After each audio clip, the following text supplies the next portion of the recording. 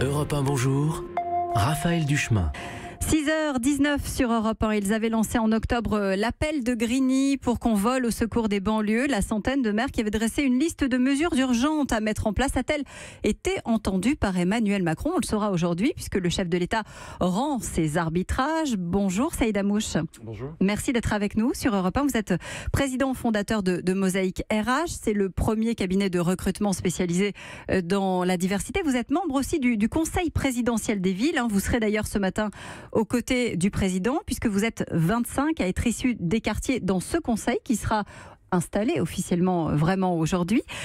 L'Élysée affirme qu'il va justement annoncer du concret plutôt que des grands dispositifs. Est-ce qu'il faut comprendre que c'est une pierre dans le jardin de Jean-Louis Borloo qui a planché sur la question?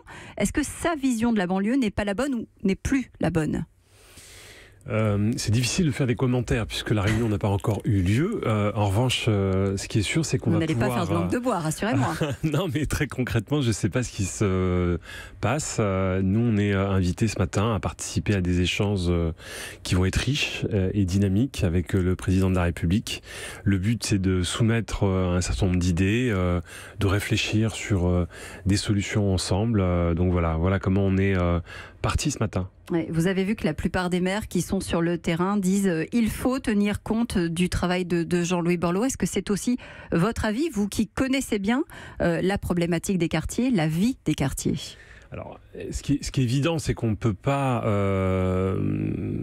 balayer d'un revers de main une réflexion qui a duré 6 mois, qui a eu une dynamique en fait d'analyse sur l'ensemble du territoire, qui a quand même été en Outre-mer. Donc en fait, il faut saluer le travail de Jean-Louis Borloo. Je pense que c'est un job qui n'est pas évident. Ça fait remonter toutes les bonnes, aujourd'hui, initiatives sont bonnes à prendre, tellement le problème est grave et compliqué à traiter. Ouais, quand il dit il faut faire revenir la République dans les quartiers face au repli identitaire et communautaire, est-ce qu'il a raison? Est-ce qu'il a tort? Je pense qu'il faut aujourd'hui véritablement réinstaller le droit commun, permettre à tous ceux aujourd'hui qui n'ont pas les mêmes chances, alors qu'on est dans une République qui garantit cette égalité. Et l'égalité des chances, il faut véritablement la mettre en musique aujourd'hui sur ces territoires. Elle la garantit sur le papier, pas dans la réalité, c'est ce que vous dites? Absolument, c'est alors une conséquence. On fait comment pour la rétablir? Alors très concrètement, moi je suis spécialisé sur les questions d'emploi, donc Mosaïque RH en 10 ans a mis en place en fait un nouveau système de recrutement. L'idée en fait c'était de dire pourquoi n'essayons pas de mettre en place un nouveau type de cabinet de recrutement. Donc on a lancé Mosaïque RH qui permet en fait de partir des besoins des recruteurs et d'identifier des talents. Donc ça marche, c'est concret. C'est 5000 candidats qui ont signé un contrat depuis 10 ans. C'est quelque chose qui peut se délocaliser sur d'autres territoires. On l'a fait. On a ouvert sur 5 régions. On est présent à Nantes, Toulouse, Lyon.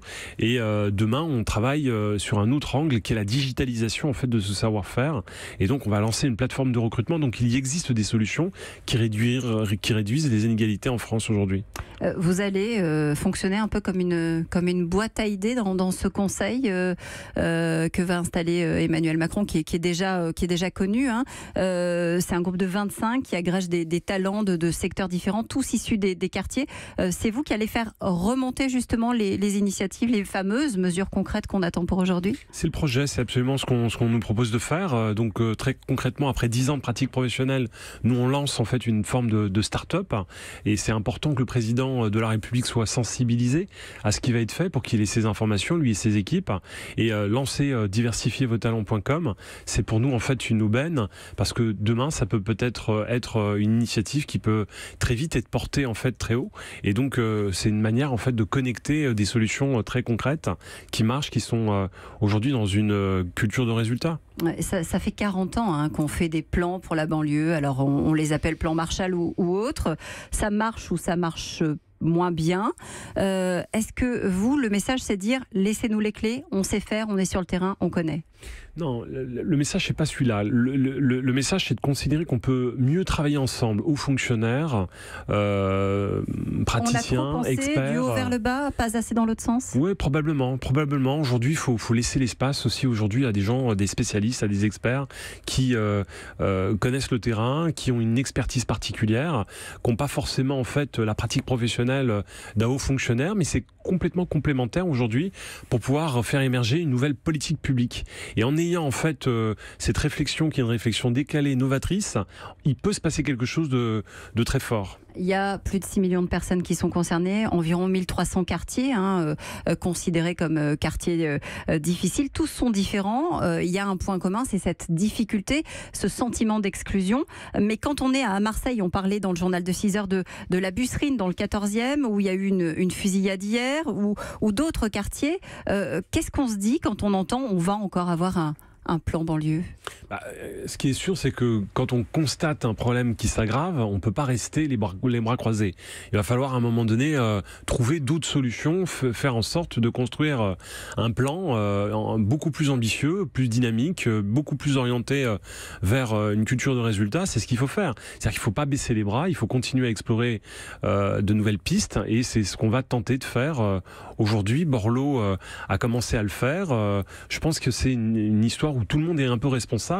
Donc aujourd'hui, on doit tous prendre nos responsabilités pour essayer de faire bouger les lignes. Que vient faire, dites-moi, Yacine Bellatar dans ce groupe? C'est vrai que ses propos ont défrayé la chronique. Manuel Valls avait dit que c'était une faute, un signe de faiblesse de le nommer. L'intéressé a répondu qu'il était plus français que Manuel Valls. Il est présenté par certains comme trop proche de l'islam politique.